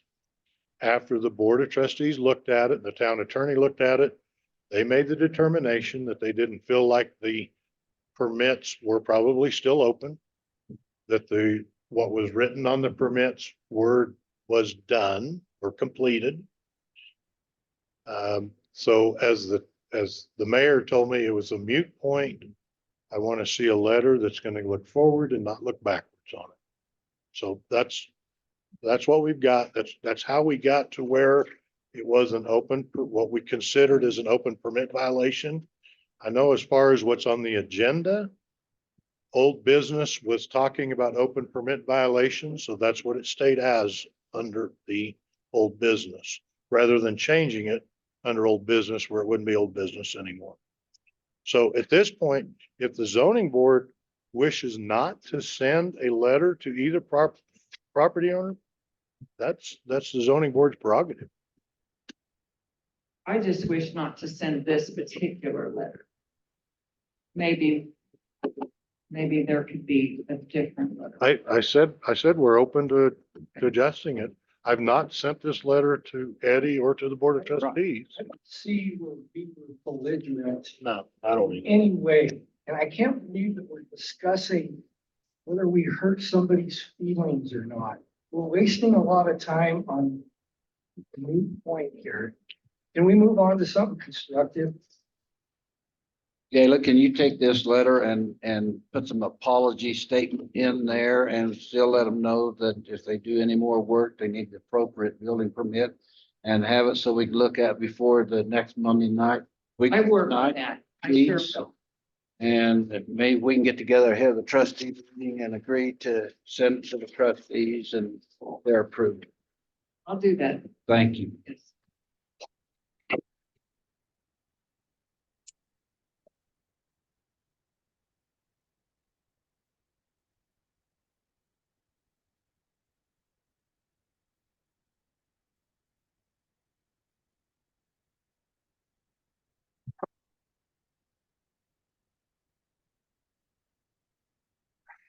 Looking at 5 minutes after 9, do we have anything to add to our spreadsheet on the building permits and OWTS updates or anything that we're needing from Taylor or Tom to our council, our board? So what I know on just the tracking is the last time I had any updates on it was February. Trying to open it. My computer shut down here because I'd like to make the updates right now as we go through it fairly quick.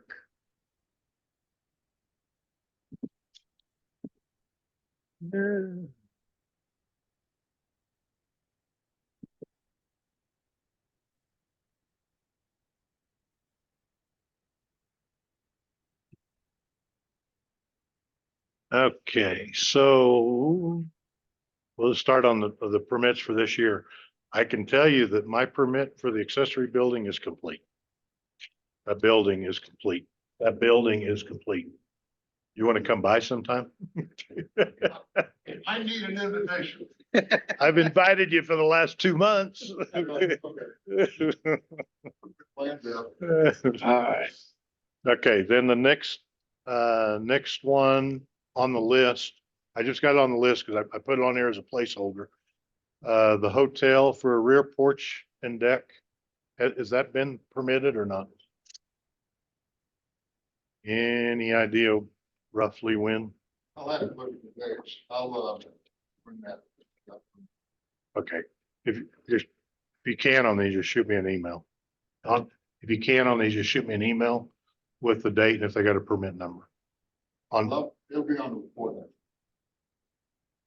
For the trustees, on the report to the trustees. As long as you put on that report what it's for, rather than 1 or 2 permits were permitted. Because I can't read your mind. So, yeah, if you put the hotel rear porch deck, granted what day, whatever date, then we're.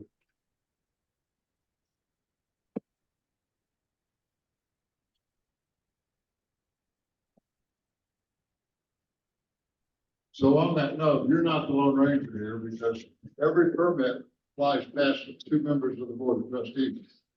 And they look at it to make sure that it's compliant with the code. And so, 2 of your zoning board members somewhere along the line know that they've signed off on the permit. If they could help pass that along, then you get it quicker. That's probably true, but you're the central point on it. Well, and my understanding, you give it after we get 2 signatures, you give it to Sarah then, correct?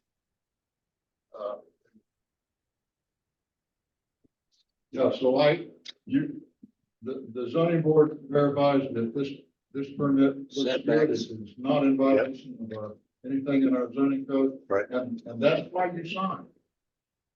To make sure I didn't miss something, the setbacks are good, whatever. And then, so it goes to Sarah. She receipts the money. She files and records. She assigns the building permit.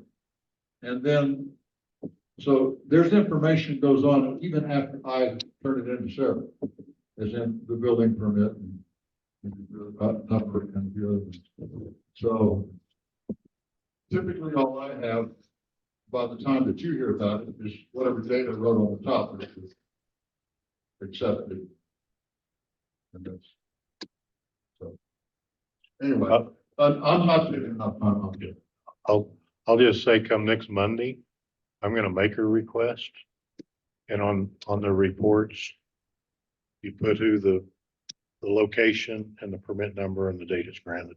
Well, okay, so I'm gonna bounce back at you.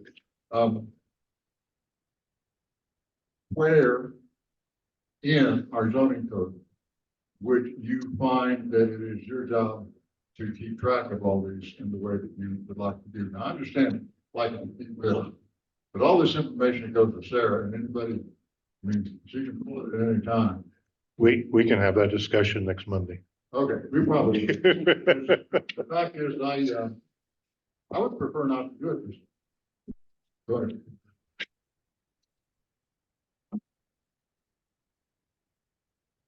So, what about the front porch on the hotel? Same thing? Or, It has been engineered. okay,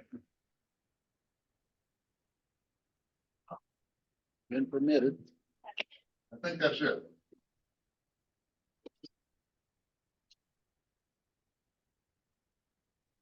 Got several things pending.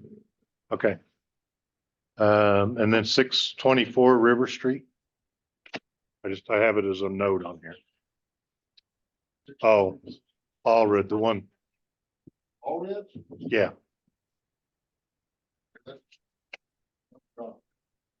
It got permitted, it's over, it's done. okay, so, Don't remember what permit. So it's paid? It's paid, permits paid?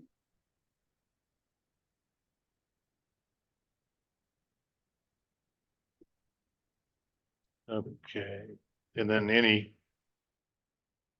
and there's some other ones, older ones out here. Were there any others closed in the last 2 months?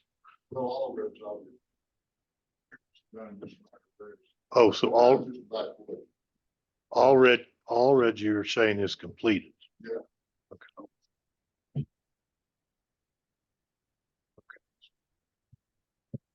Okay, Everything else we got going to do over there. so Armstrong still, I have it as in progress. I'm going to consult with him. I ran the load calculations on that. What he's currently got there is good for somewhere between 50 and 60 pounds per square foot. And, I'm gonna have it feed for that. So that'll be this. Okay. The rest of them I see on here that are open or in progress are still in progress. The hotel, I think Jake's on the back covered patio. That's not that. Susie's garage isn't done yet. Wix is an OWTS for a new build, so that's kind of off there. Cole's Solar's not changed, I don't believe.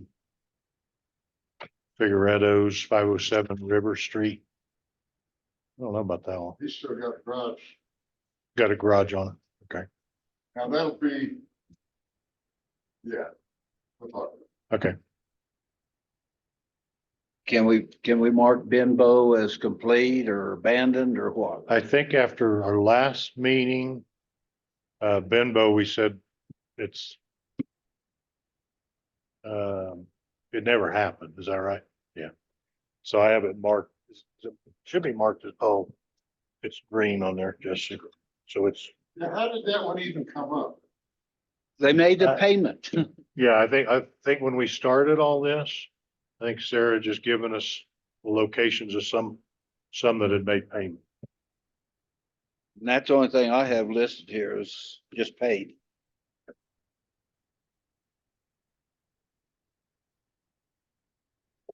So no other new ones that besides what's gonna come up on Mondays.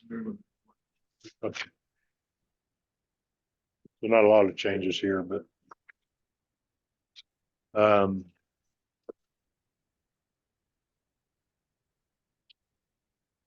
all I have on that.